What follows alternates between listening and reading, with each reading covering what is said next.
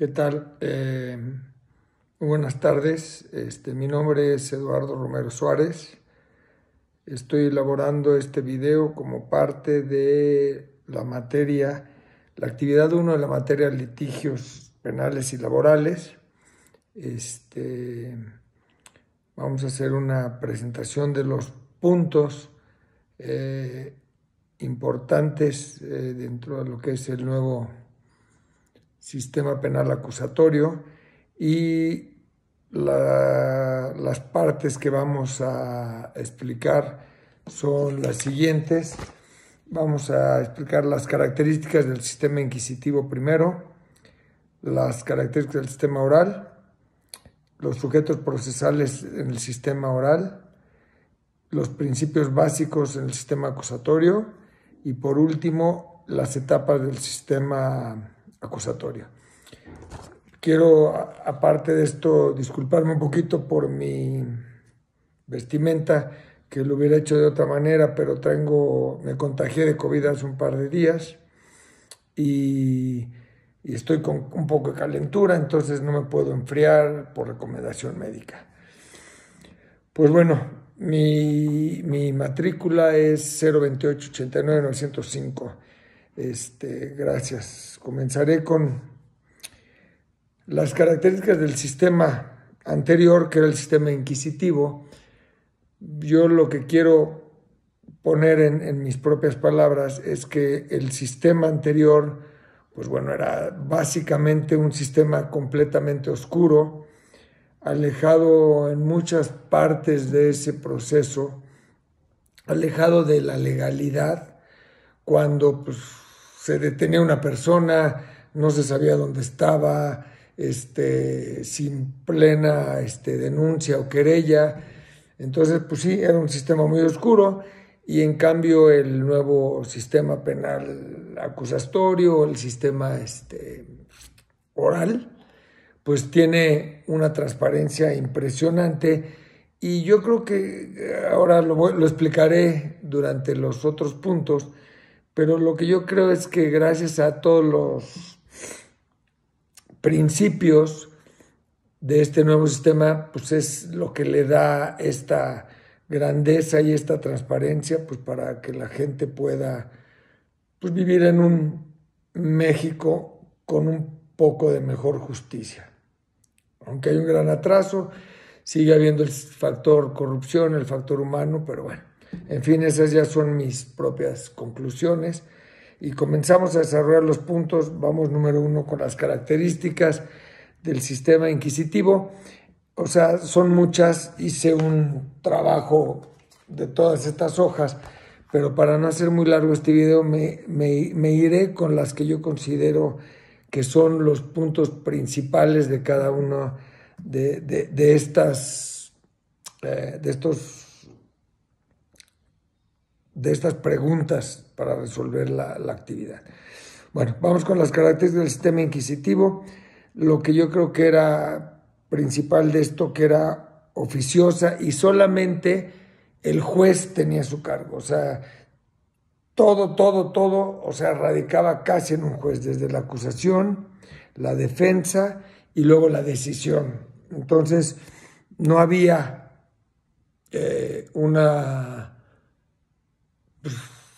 un consenso entre las personas que deberían estar involucradas en esto, ¿no?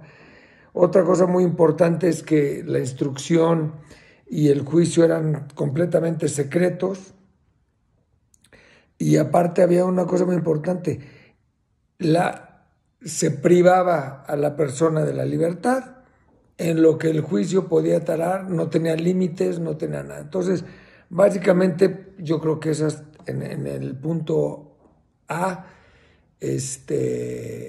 eran las características del sistema inquisitivo. Ahora, vamos al punto B, las características del sistema oral, que son pues, las más importantes, repito, que yo señalé aquí en todo este trabajo. Pues yo creo que las actuaciones de la acusación, defensa y decisión, o sea, lo que decía anteriormente, todo recae en el juez. Ahora recaemos en diferentes personas, como la defensa, el Ministerio Público. Bueno, ahorita vamos a hablar de todos estos actores de este nuevo sistema. Luego, algo bien importante que no existía y que creo que es la parte más humana, que es la libertad de las personas que están rodeadas de garantías y sobre todo que hay una muy grande protección de los derechos humanos. Luego, otra cosa muy importante que yo considero en este nuevo sistema oral es que a cada una de las partes, le corresponde aportar las pruebas así que en cada caso, ¿no? Aportárselas al juez. Entonces, ya no hay nada oculto, sino yo llevo mis pruebas, o bueno, mi defensor en el caso, o por el otro lado, la parte agraviada, ¿no? Cada quien lleva sus pruebas y las presenta al juzgador. Y hay otra cosa muy importante, es que toda la instrucción o todo el proceso, pues como bien lo dice este nuevo sistema oral, se hace de manera oral. ¿Esto qué quiere decir? Que hay la oportunidad del juez de escuchar a ambas partes y de saber qué es lo que realmente pasó. O sea, de viva voz. Eso es algo muy importante, ¿no? Dentro de este nuevo sistema. Y pues para no hacer más largo este video, porque si me pusiera a explicar todo, pues nos estaríamos aquí fácil, puedo estar 1 hora con una presentación. Ahora vamos a la parte, y lo haré de la misma manera, a los sujetos a los sujetos procesales que están dentro de este nuevo sistema oral.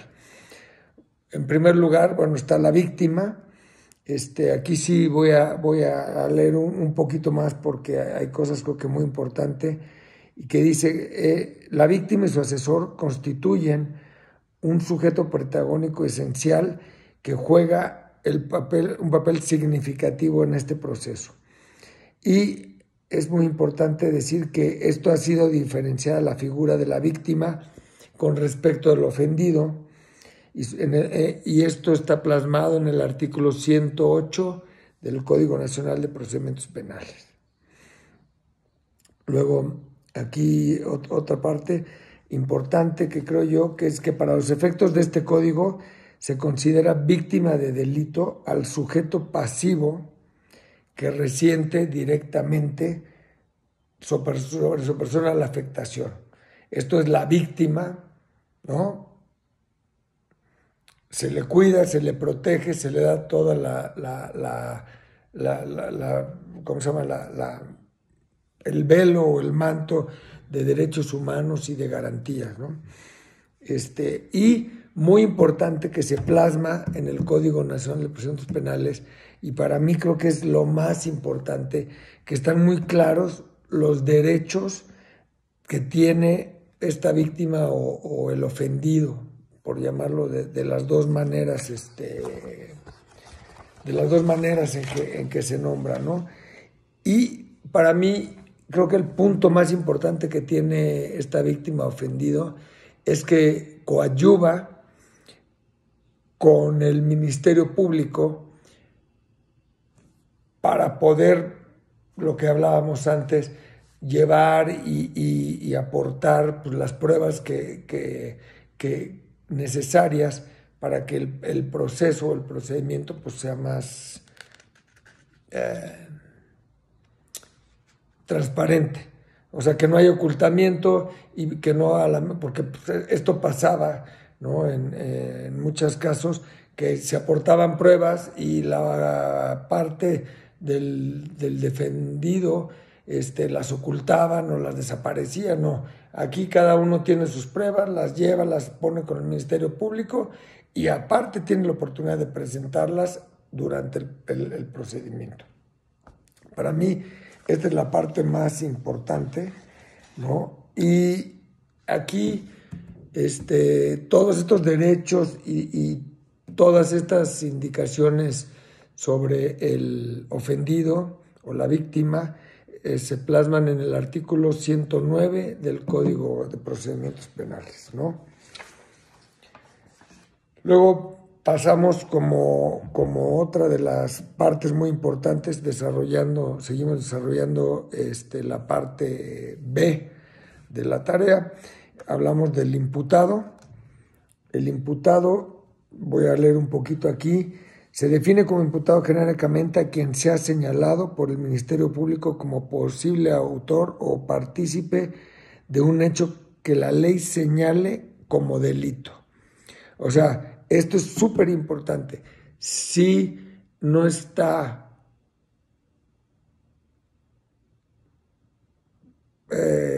tipificado como delito el hecho, no tiene por qué haber de ninguna manera este proceso. Entonces está mucho más claro cuando antes se inventaban hasta delitos que no existían, ¿no? Y también volvemos a lo mismo que este nuevo proceso, o este nuevo sistema oral, también le da unos derechos muy importantes también al imputado, ¿no? Y uno fundamental que no existía en el antiguo proceso, en el inquisitorio, es que uno de los derechos es que se presuma su inocencia mientras no se declare su responsabilidad mediante la sentencia emitida por el juez de la causa.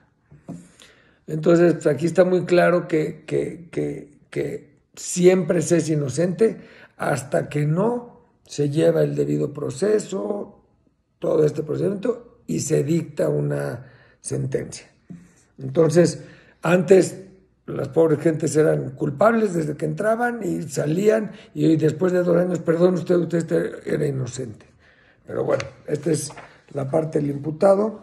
Y también aquí otros puntos importantes que yo considero para él es que va a ser juzgado en una audiencia pública siempre por el juez o por el tribunal de la causa. Luego, algo que también no había, porque pues nunca se sabía, dice que le serán facilitados todos los datos que solicite para su defensa y que consten en el proceso.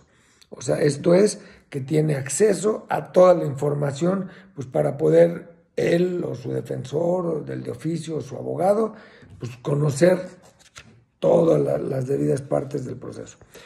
Y otra cosa que pues ya la dije hace un momentito, es que debe ser juzgado antes de 4 meses. O sea, ya nos ponen un tiempo en el que esto debe de terminar para que no haya estos procesos eternos, ¿no? Y en el artículo 113 nos habla de los derechos del imputado, que también pues son algunos de los que ya dije, pero están plasmados y es una cantidad de derechos que antes no existían. Digo, podríamos enunciarlos todos, nombrarlos todos, pero pues haríamos un video como de 2 horas. Bueno, ahora nos vamos con otra parte muy importante, que es el defensor, dentro de este punto B, en el cual seguimos, que es en el punto C, que son los sujetos procesales. Ya estoy yo, perdón, pero es que este bicho me trae un poquito loco. Entonces, bueno, vamos con el defensor, y aquí leeremos un derecho que es importante en este nuevo sistema oral, que dice que el libre acceso de todo indiciado a una defensa realizada por un licenciado en Derecho debidamente registrado ante la autoridad correspondiente, y por tanto, al estar registrado, está autorizado para poder ejercer esta profesión relativa a la abogacía. Y esto lo disponen los artículos 115 y 116 del Código Nacional de Procedimientos Penales, ¿no? Y voy a poner algunas de las obligaciones algunas de las obligaciones del defensor, que es entrevistar al imputado Antes no le permitían a veces al abogado hablar con él. Ahora tiene derecho de entrevistar al imputado para saber la versión directa de él de los hechos que motivan esta investigación. Y sobre todo, otra cosa, otra para mí es de las cosas bien importantes que hay en este nuevo sistema, es que puede el defensor comparecer y asistir siempre al indiciado o al acusado,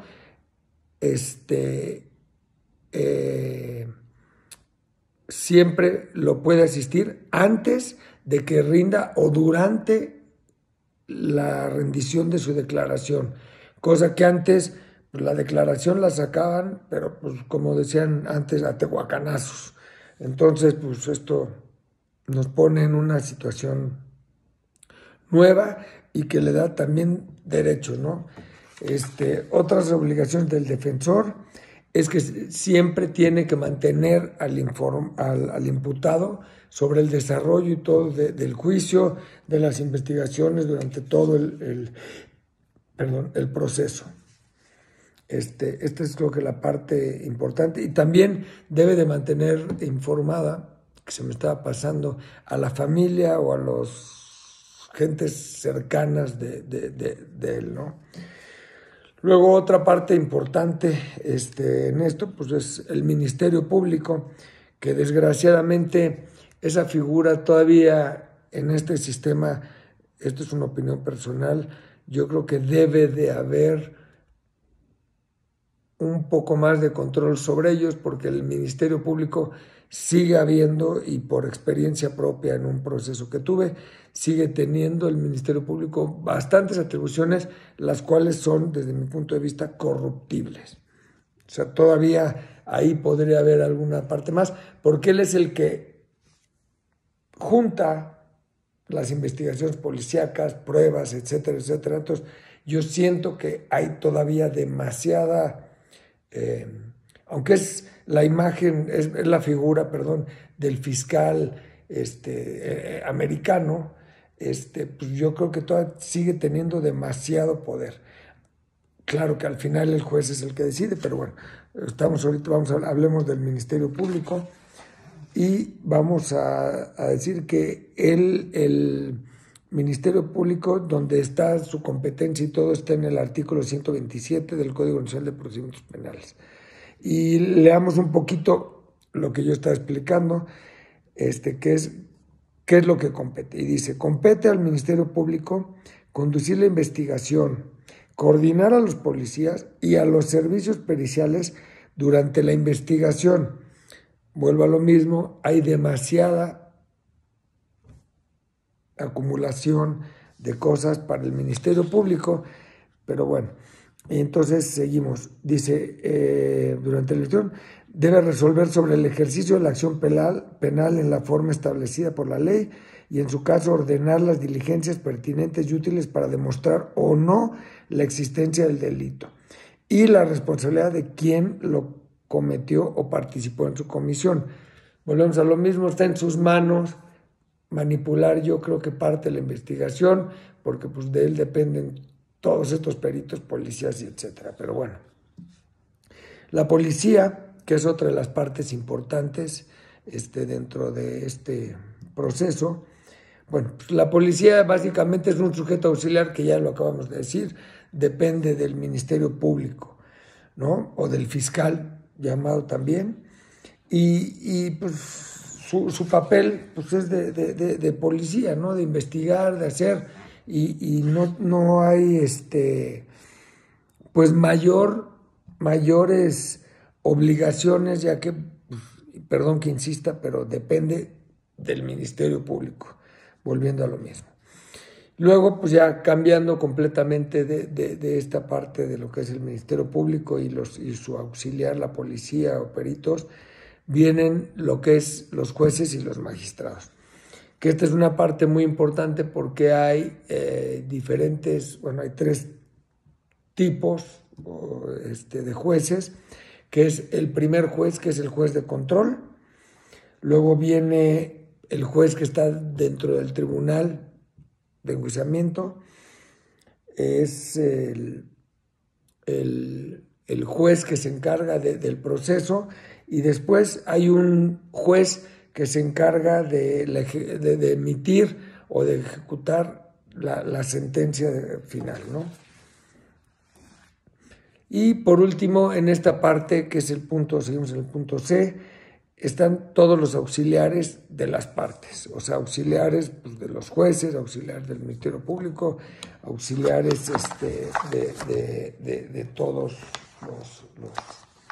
los participantes de esto, ¿no? Entonces, de aquí pasamos a la parte de la parte 1, vamos al punto D, hablar de los principios básicos que ya mencioné al principio de esto, y que son los principios, creo yo, y lo puse, de hecho lo escribí en mi primera hoja, pero pues no los nombré porque los vamos a decir aquí, que creo que son muy importantes y que hacen a esto lo que permite quitarle un poquito de la corrupción que existe, y es uno que es el principio de publicidad, que creo que es pues, de lo más importante, porque es, como lo dice la palabra, es público todo, ¿no?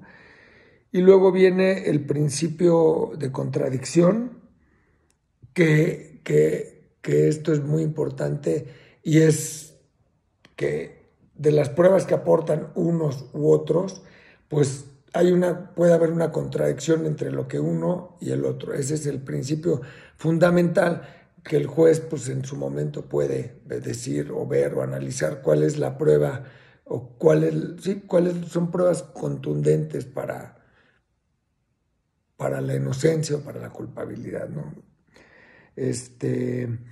Luego otra cosa bien importante, que es el principio de continuidad, que dice que las audiencias deben de ser continuas, ahora sí que valga la redundancia. Esto quiere decir que no hay un tiempo de que ahora viene la audiencia, ahora se pasan X periodo de tiempo, y no. Todas las audiencias deben de ser continuas para que el proceso sea expedito y más rápido, ¿no? Luego vamos con el principio de concentración, que es un punto que dice, bueno, que las audiencias deben de ser consecutivas y hay una acumulación de procesos. Esta es la parte de concentración. Y luego, por último, tenemos la parte de inmediación, el principio de inmediación, pero parte de esto está mal, el principio de inmediación que dice que el juez debe de estar presente en todo momento. ¿Para qué? Pues para que él sea un mediador, porque inmediación significa eso, él sea un mediador entre todas las partes durante el proceso, ¿no? Y por último, vamos a llegar a la parte de la parte 1 de la tarea, que son las etapas del sistema acusatorio, ¿no? Y que aquí voy a leer un poquito porque es bien importante lo que dice el artículo 19 constitucional. Bueno, a mi juicio esto es muy importante. Dice que todo proceso se seguirá forzosamente por el hecho o hechos delictivos señalados en el auto de vinculación a proceso. Entonces, solamente se llevará este juicio solamente por los hechos que hayan sido parte del auto de vinculación a proceso del acusado, ¿no? Entonces, bueno, la parte número 1 de la etapa del sistema acusatorio se inicia el procedimiento precisamente habiendo una investigación preliminar, que es vía presentación de la denuncia, querella o una denuncia anónima, informes o medios electrónicos. De aquí se empieza